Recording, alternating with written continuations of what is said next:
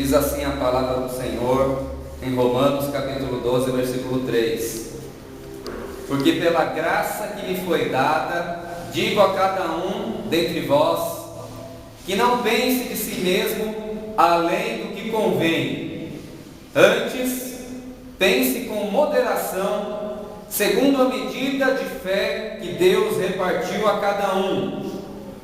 Porque assim como num só corpo temos muitos membros, mas nem todos os membros têm a mesma função, assim também nós, conquanto muitos, somos um só corpo em Cristo, e membros uns dos outros, tendo porém diferentes dons, segundo a graça que me foi dada. Se profecia, seja segundo a proporção da fé. Se ministério, dediquemo-nos ao ministério.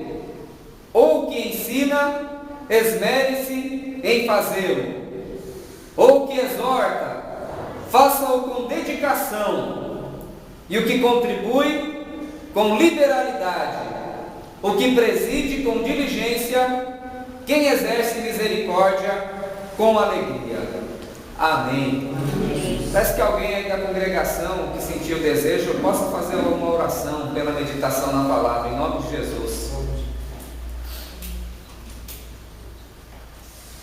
Senhor eterno, Pai, estenda a mão, Senhor, sobre cada um, Pai, Amém. tocando nos corações de cada um, Pai, para que cada um possa receber, Senhor, cada dom esse ano, para que cada um seja renovado diante de Ti, Pai. Senhor Jesus, porque Tu sabes que quando nós pedimos, Senhor, com alegria e sabedoria, Tu pode usar os Teus servos. Mas primeiro vem abençoar, dando sabedoria, entendimento de cada coisa, Pai. Porque trabalhar para Ti é coisa séria. Mesmo quando Tu dás os dons para cada um, Pai, Verdade. devemos saber usá-lo, ó Pai. E assim, Pai, se cada um receber um dom, ó Senhor, ensina como usar e dá sabedoria para cada um de nós, Senhor. Amém. Os irmãos podem se assentar, por favor.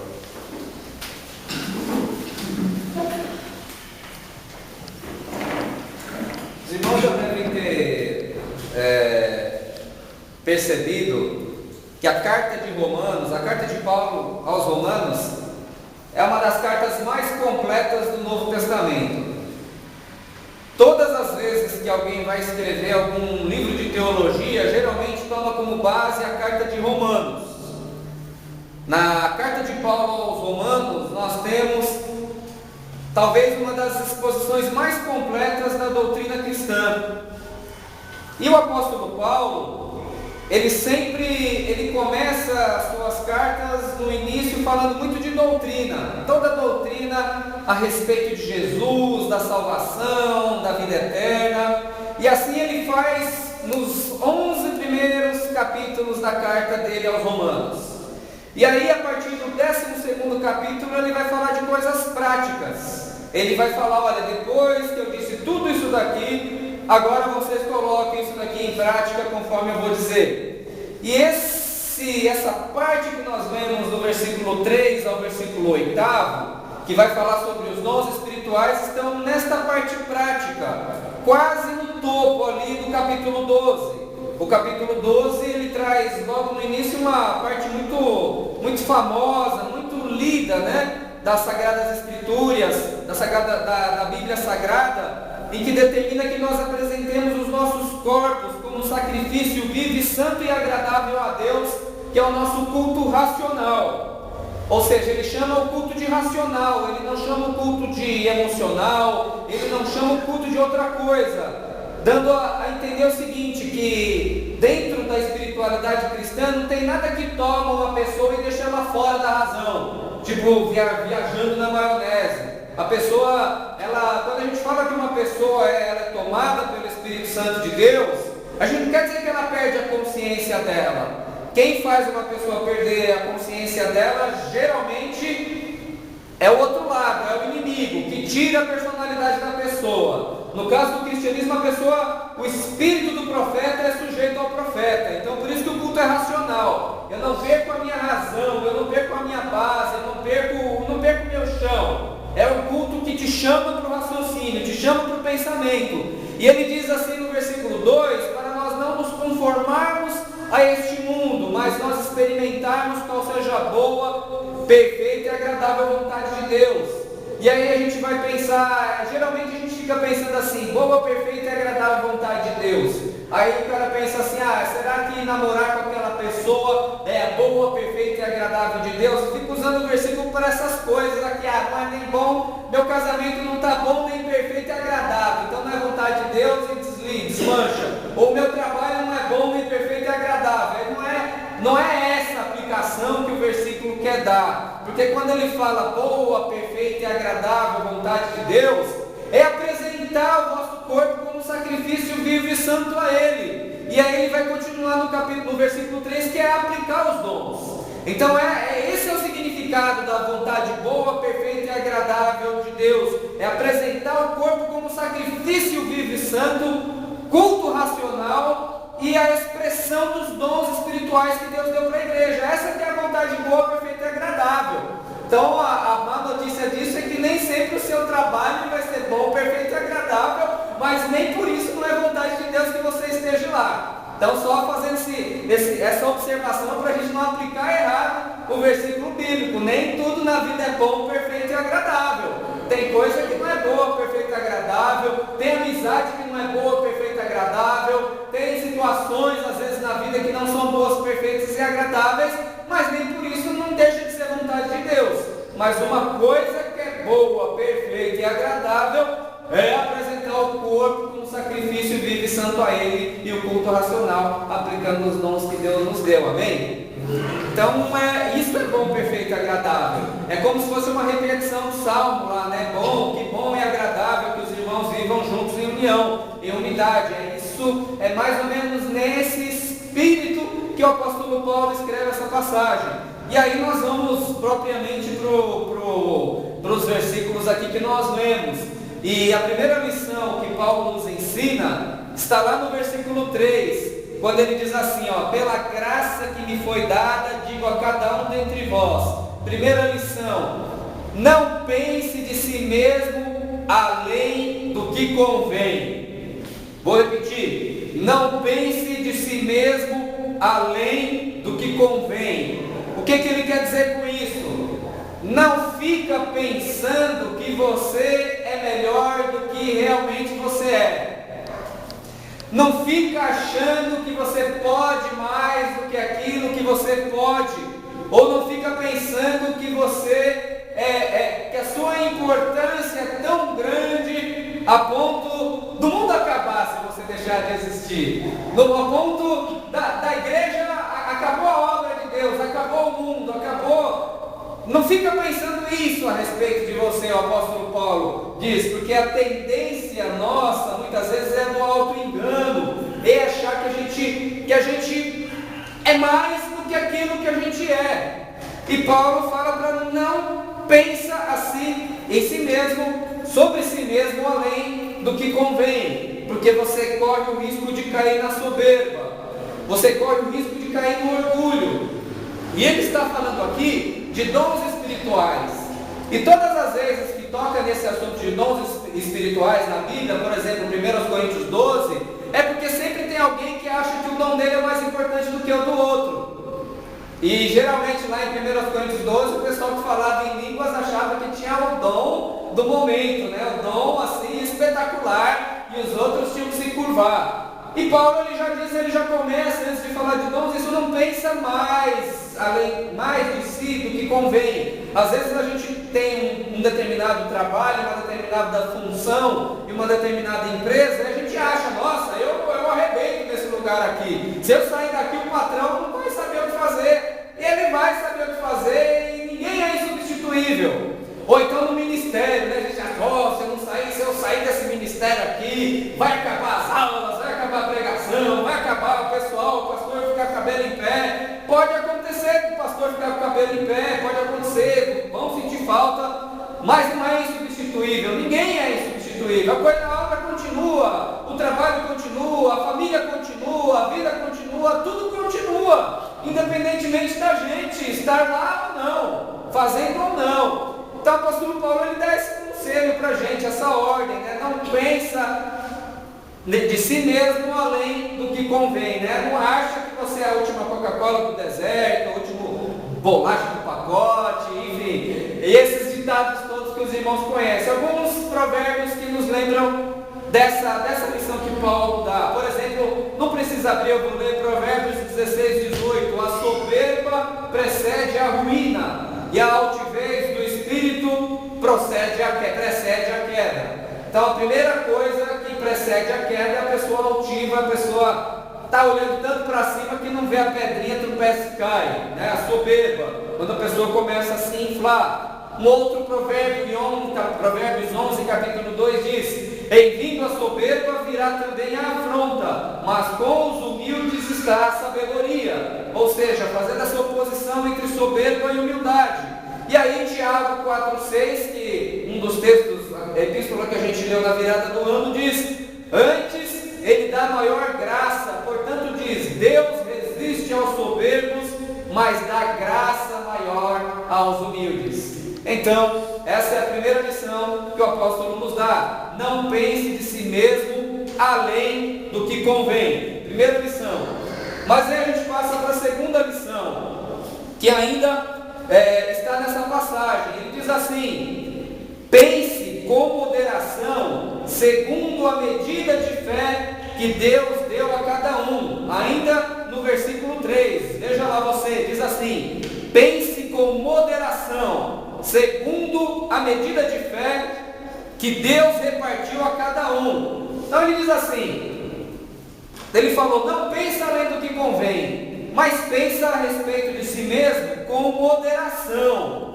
Tem outras traduções que falam com bom senso, tem outras passagens que falam com temperança, aí deve estar aí na Bíblia de alguns de vocês, deve estar a palavra temperança. Então, o que ele quer dizer com isso? Com bom senso, com equilíbrio? Porque tem gente que pensa assim, primeiro é os extremos, a pessoa se acha boa demais, eu sou insubstituível, eu sou o cara, eu sou a pessoa, mas aí a pessoa cai no outro extremo também, começa a falar, eu não presto para nada, eu não sei fazer nada de bom, eu não sirvo para coisa nenhuma. Isso também é carnal, isso também é pecado, isso também é errado. Porque se Deus te chamou, Deus te separou, Deus te trouxe para perto dele, para o povo dele, é porque Ele te deu alguma coisa de bom para que você possa contribuir também. Ele te deu um dom, ou Ele te deu um dom na hora que você se converteu, ou Ele te deu um dom no processo da sua conversão e da sua caminhada cristã. Então ninguém pode achar que é o melhor, que é o maioral, mas ninguém pode achar que não presta para nada também. Isso também não é pensar com moderação, não é pensar com bom senso. Então se eu começar a dizer, eu não presto para nada, eu não sei fazer nada, eu não consigo fazer nada, eu não ajudo ninguém, eu não presto para coisa alguma, isso é falsa humildade, isso não é humildade, isso também é pecado. Essa forma de autoindulgência, aí, como que se fosse quase uma murmuração, isso também é errado. Todo mundo tem alguma positividade de Deus dentro de si que pode fazer alguma coisa. Todo mundo é útil no corpo de Cristo, todo mundo tem uma função, alguma coisa que possa realizar. Então é falta de equilíbrio, a pessoa ou pensa que é demais ou pensa que não é nada também. As duas coisas são erradas.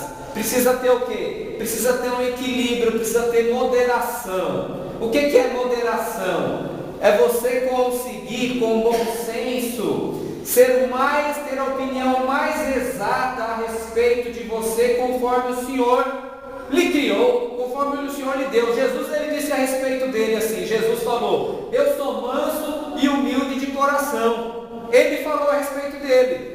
Cara, os fariseus ouviram falar, esse cara é arrogante, fica falando dele mesmo. Não, Jesus ele está falando exatamente aquilo que ele é. Isso é o que? Isso é ter moderação, isso é ter bom senso.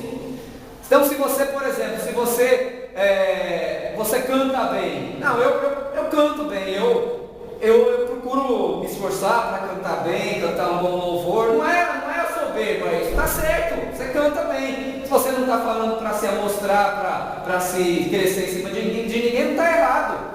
Você falar, eu sou um bom profissional na minha área lá, eu sou uma boa cabeleireira, eu faço um bom almoço, minha comida é boa, né? Eu procuro me esforçar para dar uma boa aula, isso não é arrogância. Isso é o quê? Eu corto bem o cabelo, eu faço alguma... Não é errado isso, não é arrogância. Isso é o quê? É pensar com moderação, com temperança. É ter segurança dentro daquilo que o Senhor te deu.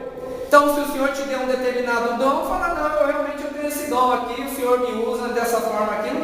Não é errado. É certo, se o Senhor deu, é teu. É o presente que o Senhor te deu para ser usado. Então isso não é errado. Pensar com moderação é pensar de maneira positiva a respeito daquilo que o Senhor te deu.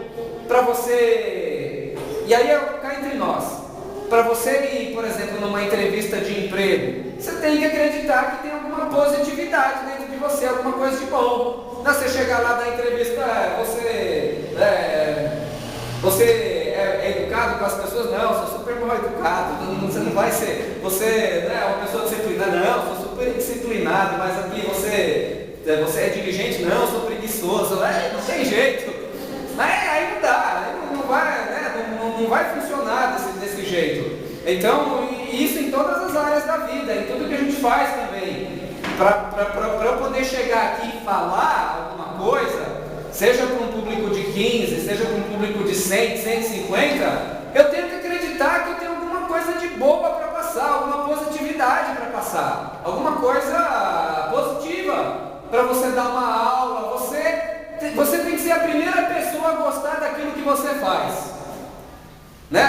Eu cozinho bem, eu faço uma comida aqui maravilhosa, eu gosto, o negócio é bom mesmo, você tem que gostar. Uma obra de marcenaria que você fala, ficou bom mesmo. Então você tem que ser o primeiro a gostar daquilo que você faz. Senão, dificilmente alguém vai gostar. Dificilmente alguém vai comprar o seu peixe, por assim dizer. Então isso é pensar com moderação, é ter um pensamento exato, saber aquilo que você é e aquilo que você pode. Amém? Amém. Muito bem. Aí a terceira lição que ele dá aqui é que nós, embora sejamos muitos, nós somos um só corpo e membros uns dos outros. Foi falado um pouco disso daqui na oração do Aragão, na mensagem que o Senhor Luiz trouxe também. Foi falado um pouco disso daqui. Nós, embora muitos, nós somos um só corpo. Embora a gente seja uma pluralidade de pessoas diferentes, com personalidades diferentes e com dons diferentes, nós somos um único corpo. Significa o quê? Que nós somos membros uns dos outros. Então nos foram dados dons para serem usados no corpo, para o corpo, pelo corpo e para o bem do corpo. Os nossos dons não existem para serem usados isoladamente. A pessoa pega o dom dela e só usa isolado, lá fora, sozinho. Não funciona. Nossos bens, nossos dons devem ser usados para o corpo, no corpo e para o bem do corpo e para o crescimento do corpo. O seu dom vai funcionar melhor se for feito dentro do corpo de Cristo, que é a igreja.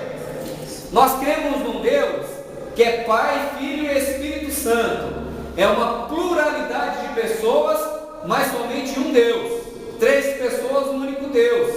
A igreja, ela é a imagem e semelhança de Deus. A igreja é uma pluralidade de pessoas, mas um único corpo. Então é aí que é restaurada a imagem de Cristo e de Deus na humanidade.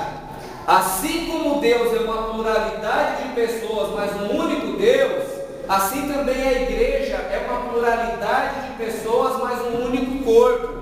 A restauração da imagem e semelhança de Deus não se dá no indivíduo isolado, mas se dá no corpo de Cristo. Então, quando você está inserido no corpo, você faz parte do quê? Dessa restauração da imagem de Deus na humanidade. A restauração da imagem de Deus na humanidade se dá no corpo, não se dá no indivíduo isolado, sozinho, solitário, é no corpo. Por isso que a Bíblia diz que nós somos membros uns dos outros e formamos somente um corpo só. Outra verdade a respeito disso é que os nossos dons, eles se complementam entre si, porque nós somos membros uns dos outros. O meu dom complementa o seu dom complementa o dom do irmão. Todos receberam um dom do Senhor, algum tipo de dom na presença dele para ser exercido no corpo. E todas as vezes que esse dom não é exercido, o corpo se torna mais fraco, o corpo se torna mais frágil, o corpo se torna uma função. Ele pode acabar, um membro usa muito, o outro não usa nada. Esse quebra e o outro atrofia, porque só usa um tipo de dom. Todos os dons eles têm que ser usados com equilíbrio, porque todos são importantes. Todo mundo recebeu um dom na presença do Senhor e eles se complementam. E a vitalidade de um membro, ela existe enquanto ela estiver ligada ao corpo. Então, a Bíblia diz em outra passagem, o apóstolo Paulo fala assim, em 1 Coríntios 12, nem todo mundo é olho, nem todo mundo é boca, nem todo mundo é braço, cada um representa uma parte do corpo. Se um membro, por exemplo, se eu perco essa mão aqui, eu corto ela, o corpo sente, mas a mão vai morrer. A mão isolada do corpo, ela vai morrer. Se eu cortar esse dedinho aqui, eu vou sentir dor, o corpo vai sentir, mas aquele membro isolado vai morrer. Então o membro que se isola com o seu dom, a probabilidade é que com o passar do tempo ele morra no seu dom, o seu dom pare de ser exercido. Daí a importância do corpo. Por quê? Porque o dom é do corpo para ser exercido no corpo, porque nós somos um único corpo em Cristo Jesus, o nosso Senhor. Então nós somos membros uns dos outros. Assim também nós, quando um membro se ausenta, a igreja inteira, o corpo sente. Pô, eu senti a falta daquela pessoa. E ela, provavelmente, se ela não se unir a um corpo, né, porque o corpo de Cristo não é só essa comunidade, mas se ela não se unir ao corpo, é provável que os dons dela vão morrendo, aquele membro morre. Por quê? Porque ela está desconectada do corpo. Então, duas verdades que a gente aprende, algumas verdades que a gente aprendeu até aqui. Ninguém pense de si além do que convém, achar que pode sozinho porque não pode. Pense cada um de si mesmo com moderação a respeito de si próprio, daquilo que o Senhor te deu. E nós somos um único membro, ou nós somos um único corpo em Cristo Jesus. Membros diferentes, mas cada um participante de um único corpo. Amém? E agora nós vamos falar especificamente dos dons que estão sendo mencionados aqui.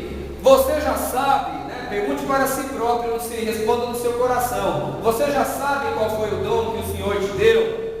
Você já sabe aquilo pelo qual o Senhor te chamou e te buscou e te resgatou das trevas para a sua maravilhosa luz, para que trabalhasse no corpo dele? Essa é uma pergunta que todo cristão um dia precisa se fazer. Qual foi o dom que o Senhor me deu? Então Paulo ele nos ensina aqui que nós temos que nos dedicar a descobrir e utilizar o dom que Deus nos deu para o bem do corpo e de todos os membros.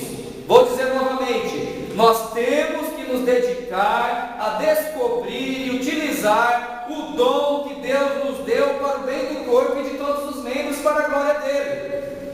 Então, os dons, primeira coisa, os dons eles devem ser buscados. Assim como você às vezes vai buscar alguma habilidade, fazendo algum curso, fazendo alguma opção na sua vida. Eu vou aprender a ser um corredor. Você vai ter que fazer o quê? Vai ter que correr, né? Eu quero aprender a ler melhor. Você vai ter que ler, vai ter que exercitar. Eu quero aprender inglês. Vai ter que pedir isso para alguém. Me dá esse dom, me dá. A palavra dom é uma palavra muito parecida com a palavra graça, é caris. É caris, é dom, é presente, é dado. Mas o fato de ser presente, de ser dado, não significa que não deva ser buscado, né? Deus, Ele coloca no teu coração o desejo de fazer uma coisa, você não pode deixar morrer isso daí no seu coração, porque talvez seja Deus colocando esse desejo no seu coração, e aí você vai exercitando, isso vai crescendo. Então os dons, eles têm que ser buscados, e os dons têm que ser aperfeiçoados.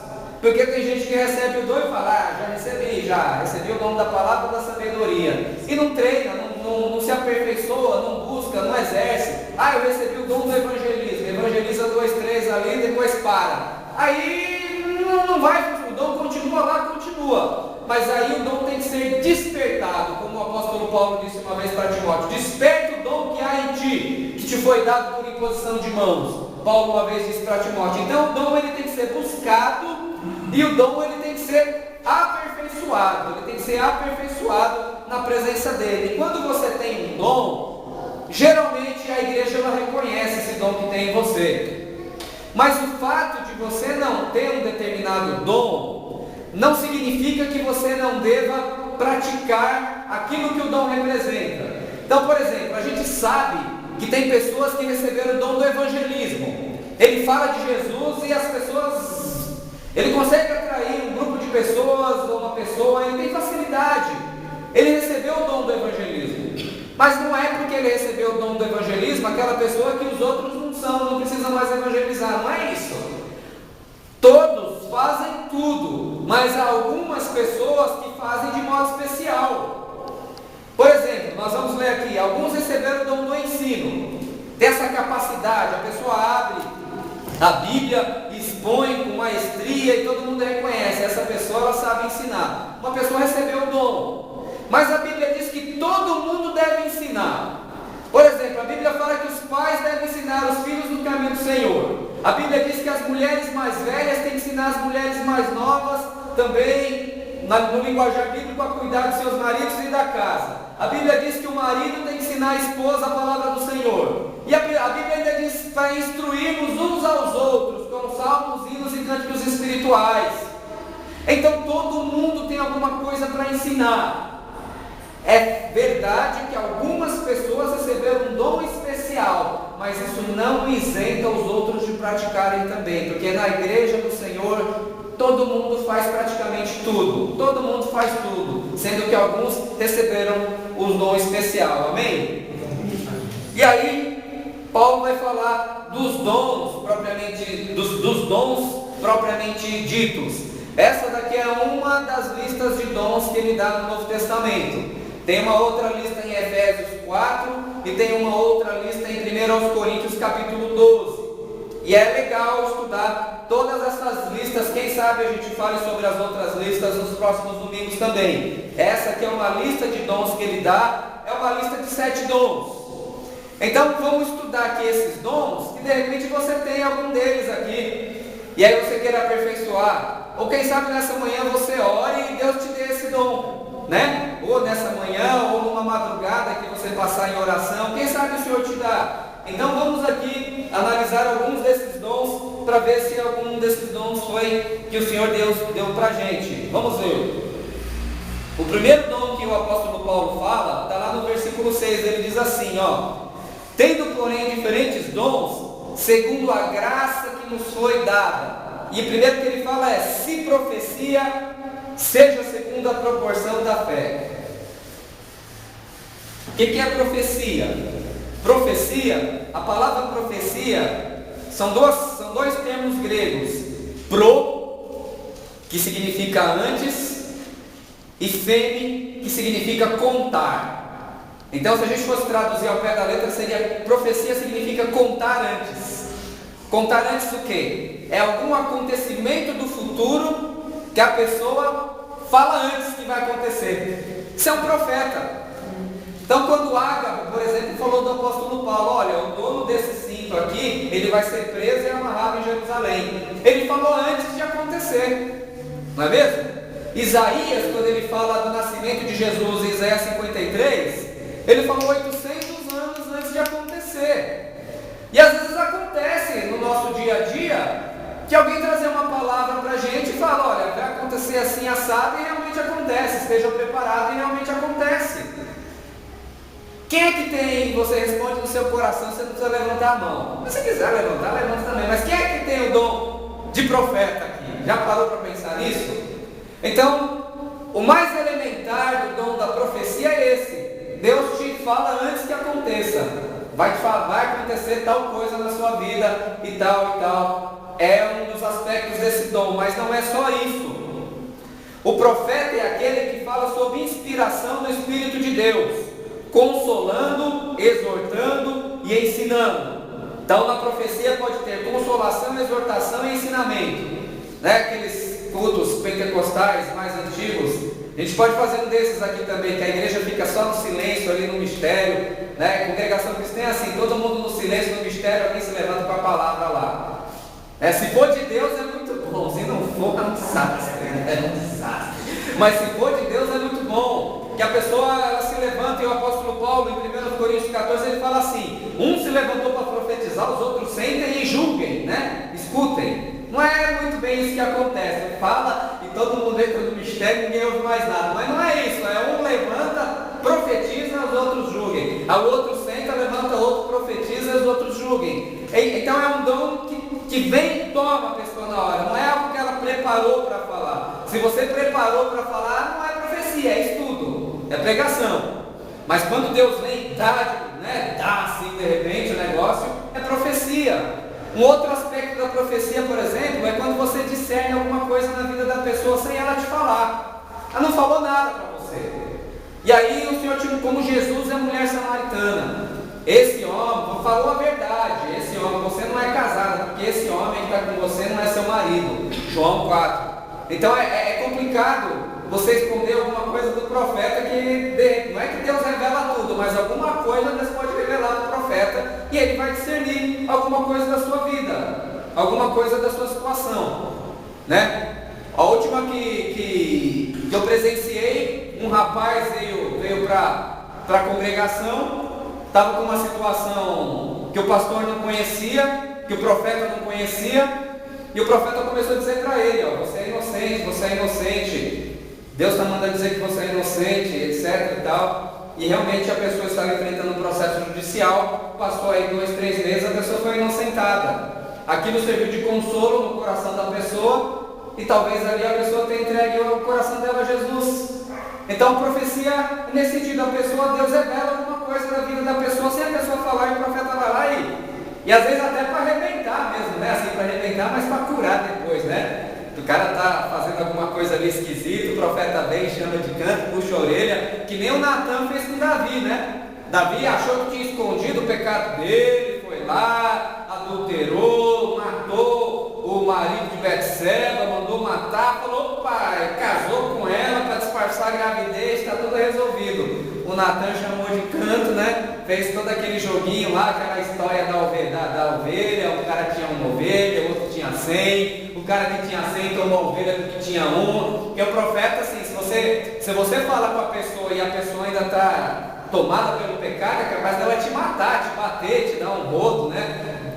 Então ele teve que fazer todo um joguinho lá para que o próprio rei Davi se enquadrasse, né? Não merece viver o homem que tomou o cara tinha 100 ovelhas e tomou uma daquela, não merece morrer, não merece viver, tem que morrer. Aí o Natan: pois esse homem é tu, porque você tinha as mulheres que queria e você tomou a mulher do teu servo, né, Urias, e não mandou para a morte. Então, outro aspecto do dom da profecia, esse dom, meus irmãos, é um dom, com todo respeito, é terrível, é horrível esse dom. Esse dom, porque você dá um medo de falar pela carne, né? E o nosso meio pentecostal é cheio do mistério, né? Porque a pessoa quer entregar a profecia já começa: já vai balançando a pessoa para lá e para cá, né? E agora? Já tem toda uma liturgia, né? Toda uma liturgia para chegar e falar. Uma vez o profeta entregou no meu ouvido, que até doeu o ouvido, porque uma semana que os unidos, o cara berrou no meu ouvido lá, deu uma exortação, mas mas não precisa nada disso não. Deus revelou, chega e fala: pronto, é assim, assim, assado, é assim diz o Senhor na sua vida, pá. Mas é um dom muito complicado, viu, irmãos? E aí quando você não entrega uma palavra nesse sentido, depois você fica: faltei com o meu dever, tinha que ter falado, né? Quando Deus fala com o profeta Ezequiel, ele fala: olha, o ímpio morrendo no seu pecado, ele vai morrer, mas o sangue dele eu requererei das suas mãos, porque eu mandei você pregar para ele e você não foi, eu mandei você falar com ele e você não foi. Como é que é esse requerer das mãos? Eu não sei o que significa exatamente isso. O pastor Ricardo Gondim, uma vez, ele diz assim, que talvez seja ver a alma dele no inferno agonizando e falar: você poderia ter entregado a palavra para essa pessoa. Não sei se é isso, mas já ouvi nesse sentido também: mas o sangue dele requererei das suas mãos. Não sei o que significa. Então olha a responsabilidade do dom profético, né? Alguém quer esse dom aqui? Geralmente esse dom Deus entrega, sem a pessoa pedir. Geralmente Deus entrega esse dom. Então se prepara aí para, se esse for o seu dom, se prepara para algum, né, de repente até uma perseguiçãozinha assim, alguma incompreensão, porque é um dom muito perigoso esse. Mas o Senhor entrega também. Mas não é só isso também, é se levantar. Uma coisa muito bacana do dom profético, porque a Bíblia ela é muito grande a Bíblia. E aí vamos pensar, a Valda está passando por uma situação assada. Que é o dom profético, é eu saber pegar a palavra exata da Bíblia e jogar na vida dela. A palavra que é essa, isso é profecia também.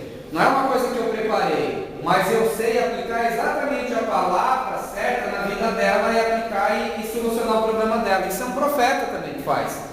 Não é só um professor, não, pessoal, é muito difícil também, né? Porque a palavra ela é muito grande. Por exemplo, Jesus Cristo ele disse assim: quando você for orar, entra no seu quarto e fecha a porta. Teu pai que vem em secreto te responderá. Ou seja, para você orar no secreto. Mas aí, tem outra passagem que fala que o Daniel, quando ele foi orar, ele orou para todo mundo ver lá, né? Que o rei deu um decreto lá, ninguém pode orar em nome de Deus. Então ele abriu a janela e disse: caramba, orou para todo mundo ver. Aparentemente, o que é? Uma contradição, são dois homens de Deus, não é Daniel com Jesus. Mas por quê? Porque cada momento exigiu uma atuação diferente. E você ter discernimento profético é você saber qual que é a palavra que aplica agora nesse negócio aqui. Qual que é a palavra que aplica agora na minha vida? Isso é difícil. É aquilo, por isso que precisa do Espírito Santo, porque há tempo para matar e tempo para dar vida, há tempo para descansar, há tempo para todas as coisas. E a ideia do dom profético é você saber discernir exatamente, e o tempo agora é o quê?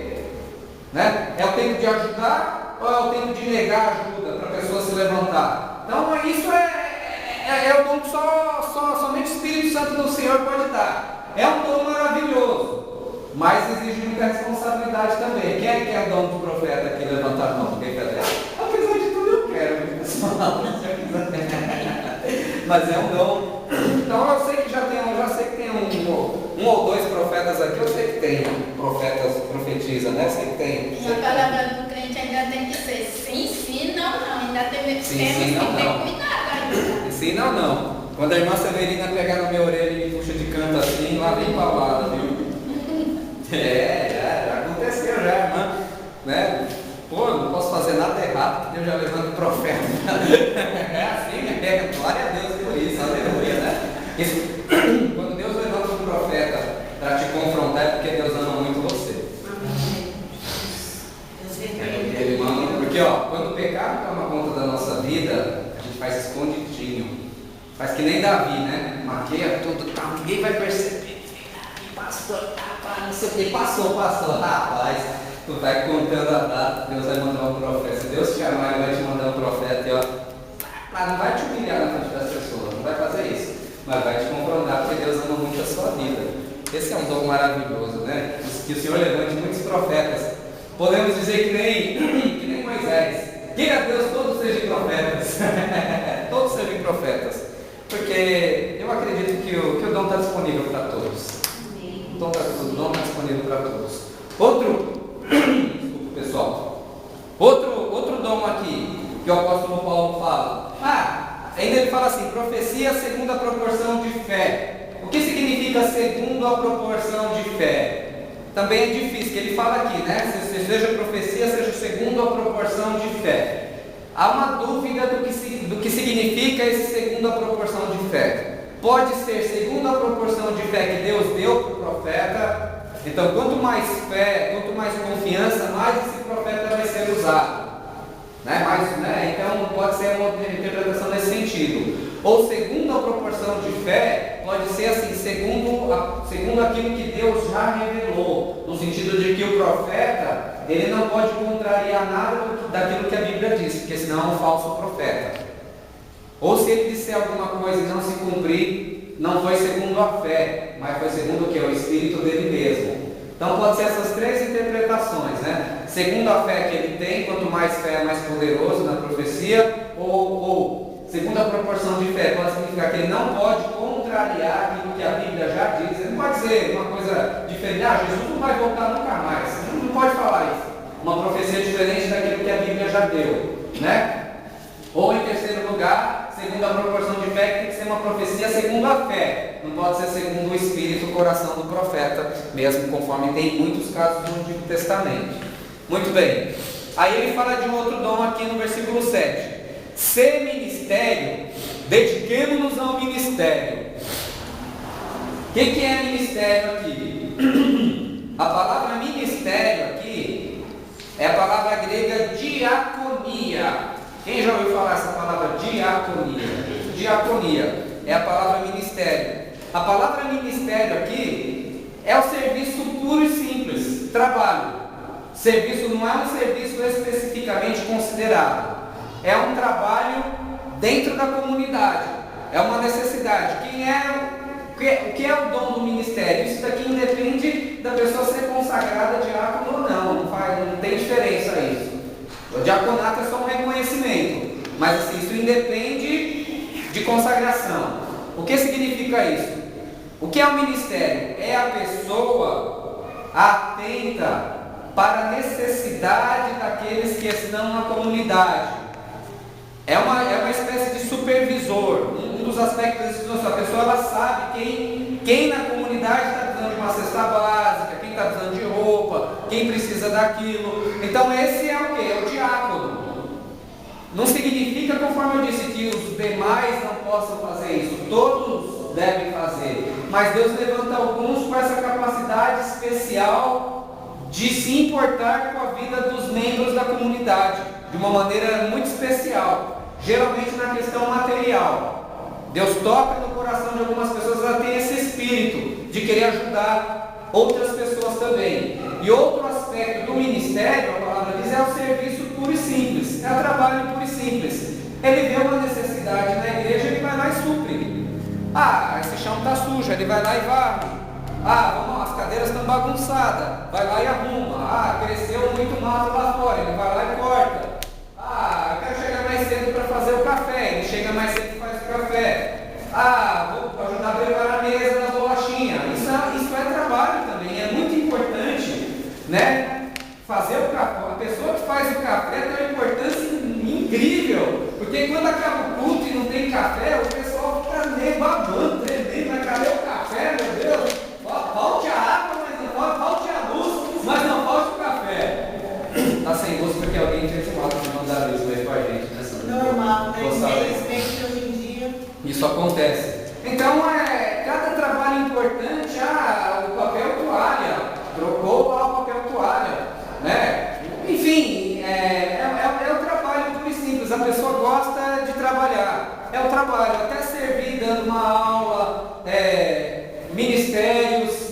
A igreja ela é composta de muitos ministérios, ainda que esses ministérios não sejam ali institucionalizados, mas antes de institucionalizar, ele nasce no coração de Deus que compartilha com o Filho dele. Então assim, pode ter certeza, se você sentir no coração o desejo de fazer alguma coisa, algum trabalho, pode ser que seja o Senhor que tenha colocado no seu coração, e é muito importante, porque todo trabalho abençoa o corpo de Cristo, todo trabalho, e quando toda a igreja trabalha, isso é maravilhoso, porque isso não acaba se concentrando na vida somente de algumas pessoas, né? Então, às vezes a pessoa tem que vir, a pessoa ela faz o café, ela faz a bolacha, ela prepara a mesa da ceia, ela varre o chão, ela arruma as cadeiras, prepara os envelopes, liga o som. Não é muito bom, isso não é o ideal, isso daí. O ideal é que todos, né, se todos receberem um pouco desse dom, desse ministério, todos trabalham. Mas o legal é que Deus ele levanta algumas pessoas especialmente dedicadas para esse fim. Aqueles 7 primeiros diáconos que Deus levantou lá no capítulo 6 de Atos dos Apóstolos, né? Que é o Estevão, o Felipe e outros mais, eles eram maravilhosos, assim, o jeito como eles operavam, eles foram levantados para satisfazer uma necessidade social dentro da igreja, que eram as viúvas, eles tinham que alimentar as viúvas. Mas depois você pega a vida de Estevão e de Felipe, aqueles homens pregavam muito, e eles também eram chamados de evangelistas. Então é muito importante esse dom do diaconato, ele é lindo, esse é um dom maravilhoso. Mas Felipe ele pregava e ele curava, o diácono não é só, a ideia é muito profunda, é muito sublime, não é só uma questão de arrumar bancos e cadeiras, mas É um dom muito sublime, muito precioso que Deus deu para algumas pessoas. Geralmente a gente sempre pensa diácono em termos de hierarquia. Primeiro diácono, presbítero, pastor e depois o bispo. Não é assim. São dons diferentes, está todo mundo no mesmo grau, mas são dons diferentes. Uma coisa é o presbítero, né, o ancião que preside a palavra e a Eucaristia. Outro é o diácono. O diácono com essa função tão bonita de auxiliar os necessitados, um evangelista, alguém muito operoso, né? Então, se você recebeu esse dom, lê a história dos diáconos do Novo Testamento para você ver que bonito que é esse dom, né? E como ele deve ser. O dom é um presente que o Senhor te deu, né? O que você pensaria do seu filho se você desse um presente e ele jogasse lá no canto lá e nunca mais mexesse com ele, né? Você não iria gostar. Então, o dom que o Senhor deu na sua vida, que o Senhor Deus deu na sua vida, é para ser utilizado e ser cuidado com muito carinho, porque dom é graça, é presente da parte do Senhor.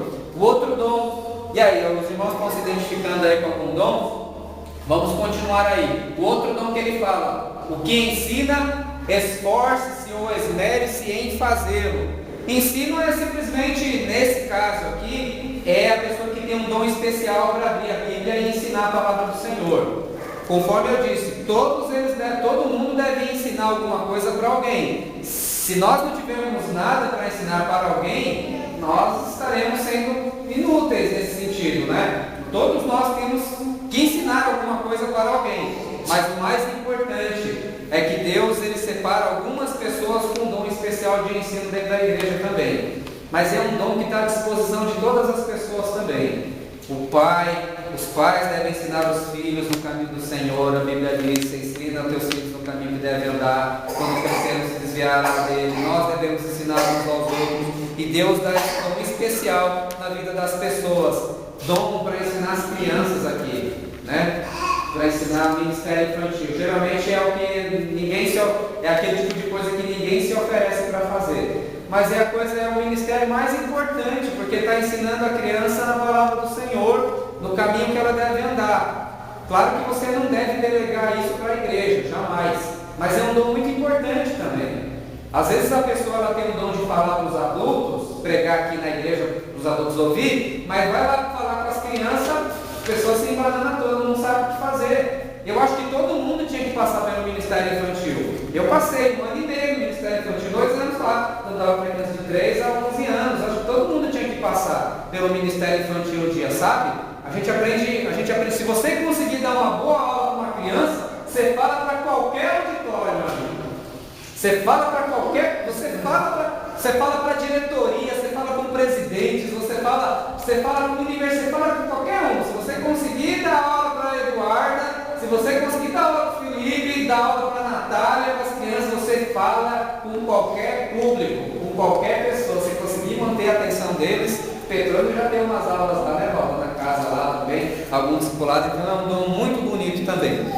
Outro dom, alguém está se identificando aí com algum dom? Alguém? Vamos, esse ano, essa palavra é uma palavra para que nesse ano nós venhamos a despertar o dom que há em nós. O Senhor não nos chamou simplesmente para sermos ouvintes da palavra, mas sermos poderosos aplicadores da palavra do Senhor. Outro dom muito bonito que ele fala aqui é exortação, no versículo 8. O que exorta, faça com dedicação. O que é exortação? Exortação é dar bronca? Está dando uma bronca lá da frente, né? O chicote está estrelando. Fala com amor.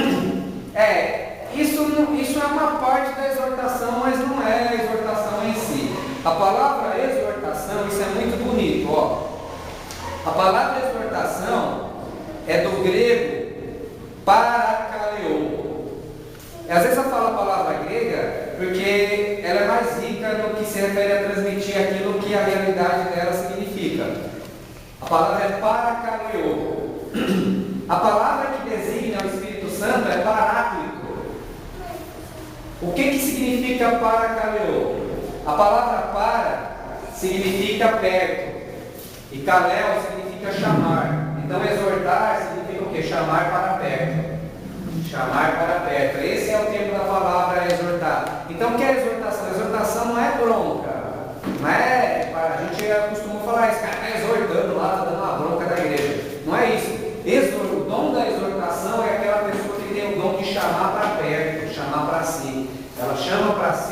e aconselha a vida da pessoa. Ai, W. Fran vai sempre, tá ligando, né? Direto. Amém, mas é isso mesmo. É isso mesmo. Exortar é chamar para perto.